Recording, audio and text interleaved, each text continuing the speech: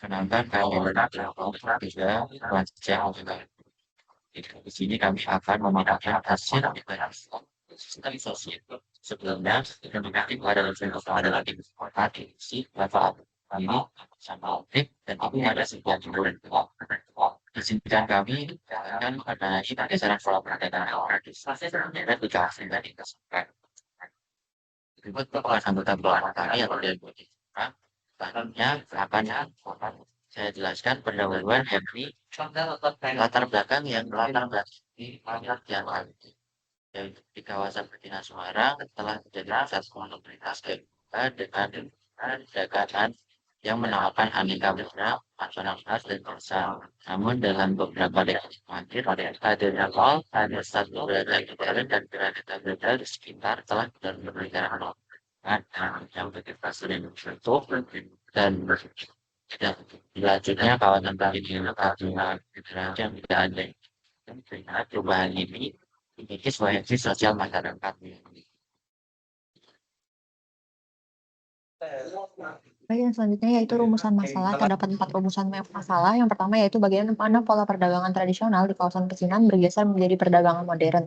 Kemudian yang kedua yaitu apa saja faktor-faktor yang mendorong terjadinya pergeseran pola perdagangan. Kemudian yang ketiga yaitu bagaimana dampak pergeseran pola perdagangan tersebut terhadap koheksi sosial masyarakat di kawasan pecinan. Dan yang terakhir yaitu bagaimana rekomendasi alternatif dan upaya perencanaan untuk mengatasi masalah sosial di kawasan pecinan Kota Semarang.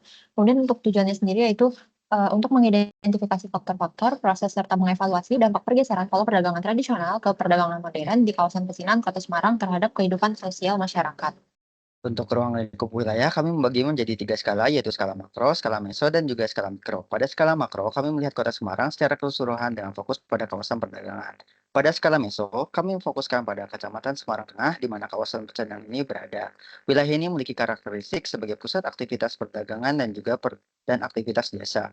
Dari segi demografi, kawasan ini memiliki kepadatan penduduk yang cukup tinggi dengan berbagai aktivitas ekonomi yang beragam. Hal ini menjadikan kawasan pecinan Kota Semarang sebagai kawasan yang strategis untuk dikembangkan. Sedangkan untuk skala mikro, kami fokus pada kawasan pecinan Kota Semarang itu sendiri. Kawasan ini memiliki luas sekitar 25,25 hektar dan dulunya hingga sekarang merupakan salah satu pusat perdagangan tradisional yang penting di Kota Semarang. Lanjutkan presentasi kami, sekarang kami akan membahas aspek sosial perencanaan di kawasan pecinan Kota Semarang. Sebelumnya, kajian literatur yang kami gunakan ada di ekonomi dan sosial budaya, di mana ekonomi sendiri ilmu sosial yang mempelajari bagaimana manusia menghasilkan, mendistribusikan, dan mengkonsumsi barang serta jasa guna memenuhi kebutuhan hidup dan mencapai kesejahteraan. Sedangkan sosial budaya sendiri diartikan sebagai sebuah sistem yang terpadu. Dalam menganalisis kawasan ini, kami menggunakan pendekatan terpadu yang mempertimbangkan aspek sosial, ekonomi, dan fisik lingkungan. Metode analisis, kami menggunakan beberapa pendekatan. Pertama, kami melakukan analisis deskriptif untuk memahami karakteristik kawasan. Yang kedua, kami menggunakan analisis komparatif untuk membandingkan kondisi kawasan pada berbagai periode waktu. Dalam kajian sosial perencanaan, kami menemukan beberapa elemen penting yang perlu diperhatikan. Yang pertama itu aktivitas sosial masyarakat yang masih kental dengan budaya tradisional. Yang kedua, pola interaksi pedagang dan pembeli yang unik di kawasan pecinan. Dan yang ketiga, keberadaan komunitas lokal yang berperan dalam menjaga keberlangsungan kawasan. Kemudian dari segi perkembangan kawasan, kami telah mengidentifikasi beberapa periode penting, yaitu pada tahun 2005, kawasan Pecinan mulai berkembang sebagai pusat perdagangan tradisional dan permukiman. Selanjutnya, pada tahun 2010 sampai 2015, munculnya modernisasi dan perubahan pola perdagangan. Lalu tahun 2019, mulai terlihat tantangan dari munculnya pusat perbelanjaan modern. Lalu hingga saat ini, tahun 2024, upaya revitalisasi dan pelestarian nilai historis kawasan. Kemudian, pada pusat aktivitas di Pecinan Semarang, terdapat beberapa aspek, yaitu yang pertama aspek sosial. Terdapat area belakang Jalan Gang Buntu yang menjadi permukiman masyarakat pribumi atau bukan orang Tionghoa. Lalu ada area permukiman pada Jalan Gang Gambiran yang menjadi permukiman masyarakat Tionghoa. Dan kemudian terdapat aspek ekonomi, yaitu Gang Pasar Baru yang terdapat pasar tradisional. Lalu ada Gang Tengah nomor 88, terdapat banyak jenis bank di setiap gang di kawasan Pecinan. Lalu ada Jalan Gang Warung yang didominasi oleh toko tekstil. Kemudian ada aspek keagamaan, yaitu pada Gang Lombok nomor 62, merupakan kelenteng terbesar yang berada di kawasan pecinan atau kelenteng Taikaxie.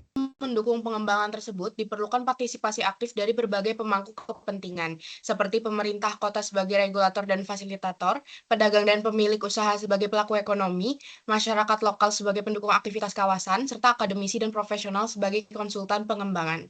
Dalam analisis kami telah mengidentifikasi berbagai stakeholder atau pemangku kepentingan yang terlibat dalam pengembangan kawasan ini.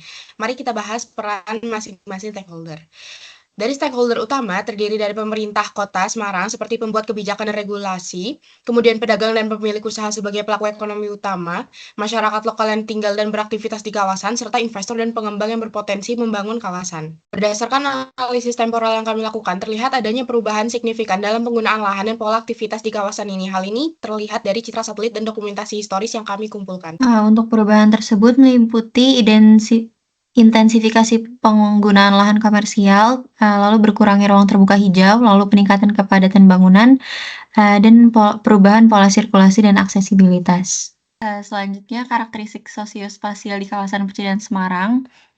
Di kawasan pecinan Kota Semarang, sosiospasial merupakan konsep yang menggambarkan hubungan timbal balik antara interaksi sosial dan ruang fisik, di mana terlihat dalam hubungan antara masyarakat, ruang perdagangan, dan perubahan yang terjadi akibat pergeseran pola perdagangan tradisional ke modern. Yang pertama, transformasi fungsi ruang. Pada awalnya pecinan didominasi oleh pasar tradisional, toko-toko kecil, di mana interaksi sosial antara penjual dan pembeli berlangsung intensif. Selanjutnya, pola interaksi sosial, ini hubungan sosial yang erat antara pedagang dan pembeli, serta antar komunitas lokal. Selanjutnya, menurunnya dominasi pedagang etnis Tionghoa. Menurunnya identitas kawasan pecinan ini salah satunya juga difaktori oleh banyaknya penjual yang berasal dari luar. Dan untuk saat ini, untuk mendapatkan makanan halal di kawasan pecinan sudah cukup mudah dijangkau karena banyak penjual yang beragama muslim melakukan kegiatan jual beli di kawasan pecinan Kota Semarang. Berikutnya, kami membagi periodisasi kegiatan perdagangan menjadi 6 periode.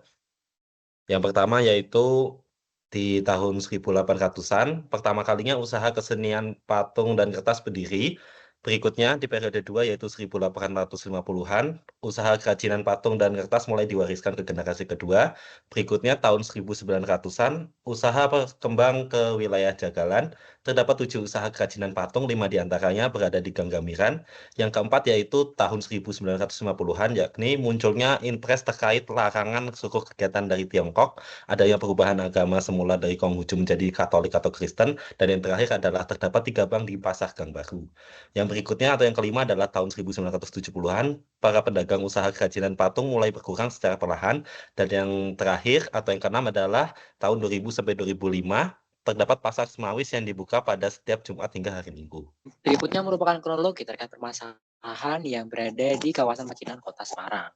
Yang pertama, masih banyak bangunan pemukiman asli Cina di Gang Gambir. Selanjutnya, Gang Semawis masih berisi bangunan ruko asli zaman dahulu.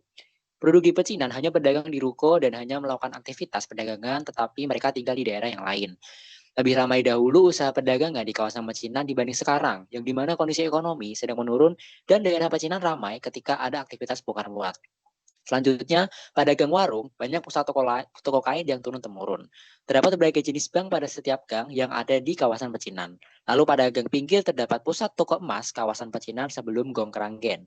Saat ini di kawasan pecinan sedang terjadi banjir dikarenakan selokan drainase yang sedang diperbaiki. Kemudian pandemi COVID-19 sangat berpengaruh terhadap perekonomian di kawasan pecinan. Masyarakat pribumi asli yang bukan merupakan masyarakat Tionghoa tinggal di gang-gang belakang kawasan pecinan, lebih tepatnya di Gang Buntu yang berdekatan dengan Pasar Juhel. Selanjutnya kawasan pecinan pertokoan hanya untuk pusat perekonomian saja dan bukan untuk kawasan permukiman.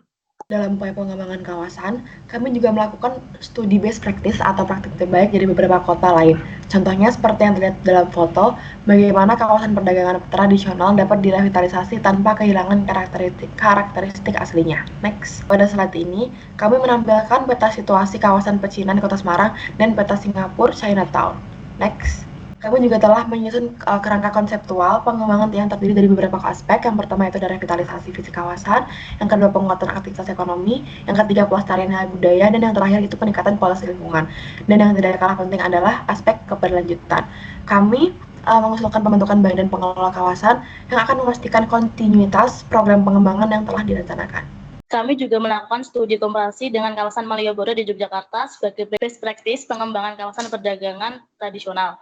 Mari kita bahas beberapa aspek perbandingannya. Dari segi karakteristik kawasan pecinan Kota Semarang memiliki pola perdagangan yang berkembang di sepanjang koridor utama. Yang kedua, pecinan Kota Yogyakarta memiliki integrasi yang kuat antara fungsi perdagangan dan wisata. Keduanya memiliki nilai historis yang tinggi bagi kotanya masing-masing. Dalam aspek pengelolaan kawasan pecinan Kota Yogyakarta telah berhasil menerapkan konsep revitalisasi yang memadukan unsur modern dan tradisional. Kawasan pecinan Kota Semarang masih memerlukan penataan yang lebih terstruktur, serta sistem parkir dan manajemen PKL di kawasan pecinan Kota Yogyakarta bisa menjadi contoh yang baik. Yang terakhir ada aspek aktivitas ekonomi juga menunjukkan beberapa perbedaan. Yang pertama, kawasan pecinan Kota Yogyakarta lebih fokus pada wisata belanja dan kuliner, sedangkan kawasan pecinan Kota Semarang lebih dominan pada aktivitas perdagangan harian. Kedua kawasan sama-sama memiliki potensi pengembangan yang besar. Di mana dapat disimpulkan, kawasan pecinan Kota Semarang memiliki potensi besar dikembangkan sebagai kawasan heritage perdagangan dan bersejarah. Yang kedua, diperlukan pendekatan terpadu untuk mempertimbangkan aspek fisik, ekonomi, dan sosial. Yang ketiga, keterlibatan seluruh stakeholder sangat penting dalam perkembangan, di mana rekomendasi yang kami berikan yang pertama adalah peraturan visi kawasan dengan pertahanan antara stakeholder untuk penguatan melalui diversifikasi sungai. Yang ketiga, peningkatan kualitas lingkungan infrastruktur juga dapat pemberdayaan komunitas lokal dan peran tersebut diharapkan kawasan pecinan dapat bertahan dan berkembang lebih baik di sektor perekonomian, sosial, dan budaya. Demikian presentasi dari kami kelompok kita. Jika ada kita, terima kasih atas perhatiannya.